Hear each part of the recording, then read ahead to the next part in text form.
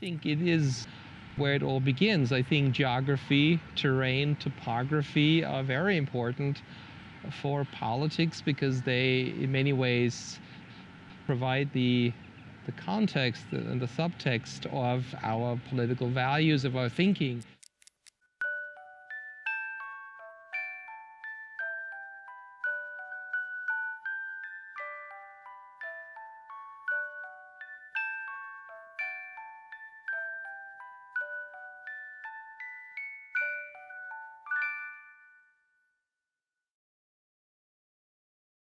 When my wife and I lived in Austria in 2015 as part of the U.S. Fulbright program, I got to thinking a lot about what my friend Reinhard once said to me, that the Austrian landscape forms the context and the subtext for what it means to be Austrian. After all, we were living in beautiful Salzburg, where to our eyes everything really did look like the sound of music. So I began to talk to native Austrians who had things to say about the subject. We spent our days together talking about their country, about the natural world, and about the law. This film will tell their stories and share what I learned from our conversations. But the film isn't done yet, so this is just a teaser. One story out of many.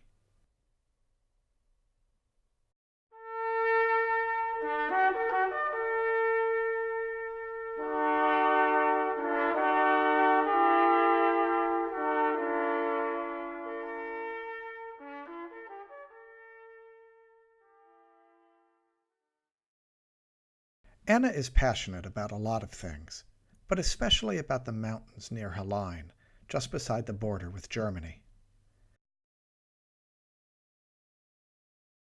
A protection, a shelter.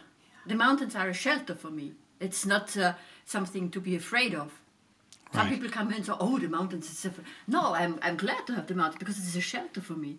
Yeah, I'm surrounded by the mountains. I can hide away, so it's good for me. I don't like these open areas.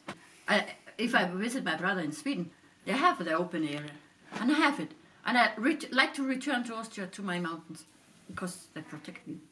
They show me there is north, there is south. I can orientate me after the mountains. This helps me, so it's good for me. One afternoon, my wife and I visited Anna at the Celtic Museum to ask about the history of mining on the nearby Durenberg, which for thousands of years has been mined for salt. Here we are looking at pictures of salt mining, including some of miners descending deep into the mine the old-fashioned way, by slide. Salt gave Salzburg its name, sort of like the way Northern California is known as Silicon Valley. Salt also made the prince-bishops who ruled Salzburg from the 13th through the early 19th century very rich. All sorts of Celtic artifacts have been found on the Durenberg, and Anna showed us some up close as we talked about Celtic craftsmanship and about poetry.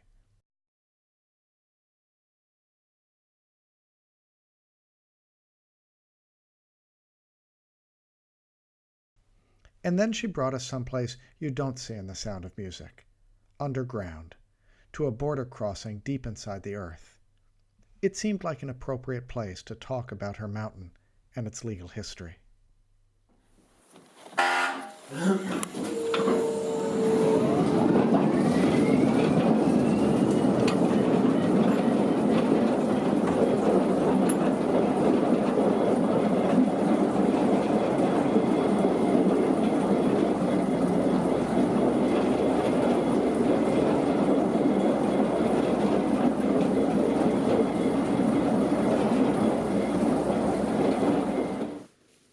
Durenberg ist für uns eine der wichtigsten keltischen Ausgrabungsstätten in ganz Europa. Wir haben eine kontinuierliche Chronologie von 580 vor Christus bis ungefähr 15 vor Christus bis zum Eindringen der Römer. Es ist eine äußerst reiche Fundstätte. Durch das Salz waren die Kelten sehr wohlhabend.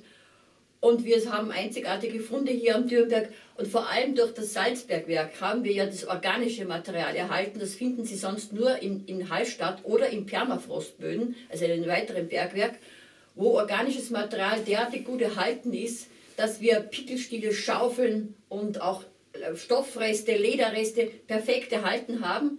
Und für mich ist der Durenberg seit meiner Kindheit, ich arbeite oben am Durenberg bereits seit meiner Schulzeit, Also ich bin damit aufgewachsen und das Gefühl, dass es hier schon eine wirklich, ich würde jetzt nicht eine Hochkultur gegeben hat, aber eine sehr hochentwickelte Zivilisation ist natürlich schon toll.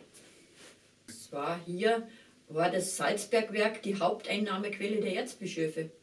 2/3 der Kameraleinkünfte des Erzbischofs kamen aus dem Salzbergbau. Und das sieht man auch an der Gesetzgebung. Zum Beispiel, jetzt nicht so sehr jetzt mit dem Berg hier, aber ich weiß es von der Stadt unten, dass wenn irgendwo ein Vergehen begangen wurde, dass man halt irgendwo zum Beispiel Tiere in der Stadt gehalten hat, das nicht besonders gerne gesehen wurde, oder sogar auch Diebstähle oder Betrügereien, das konnte man alles mit einem sogenannten Wandel, das heißt, es ist ein Bußgeld, konnte man das ausgleichen. Aber wehe, man vergriff sich an den ärarischen Besitz, zum Beispiel an den Holzvorräten. Dann steht sofort drinnen, das wird mit Leib und Leben wird das geahndet. Also da war es sehr streng, der Erzbischof, weil das war seine Einnahmequelle, das war sein Besitz und wehe, hier hat sich jemand daran vergriffen. Dann hat es dann keine Gnade mehr gegeben und auch die Arbeiter hier am Dürnberg, die Knappen, hätten immer noch das Recht auf Arbeit. Auch dieses Privileg ist nicht abgeschafft worden. Es gab da mal eine Verhandlung beim österreichischen Verwaltungsgericht beim Obersten, weil die neuen Besitzer eben hier das als nicht mehr gültig betrachten wollten. Das stimmt nicht, das ist immer noch gültig. Sie könnten jederzeit die Arbeit einfordern. Das Problem ist nur, es gibt keine Arbeit mehr. Aber theoretisch ist das Recht noch vorhanden.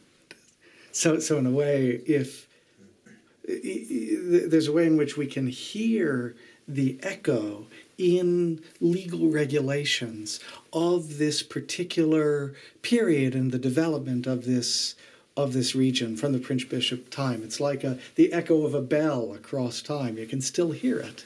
Ja, ich denke, man kann das noch hören, dass das da hier am Dürnberg. Es ist eigentlich ein bisschen antiquiert, das Ganze. Aber die Leute sind heute noch fest dahinter. Es ist ihr Recht und es steht ihnen zu und das muss aufrechterhalten werden. Auch wenn das auch erzbischöflicher Zeit stammt, das macht ja nichts. Wir sind halt einmal sehr traditionell bei uns. Gott sei Dank. Okay.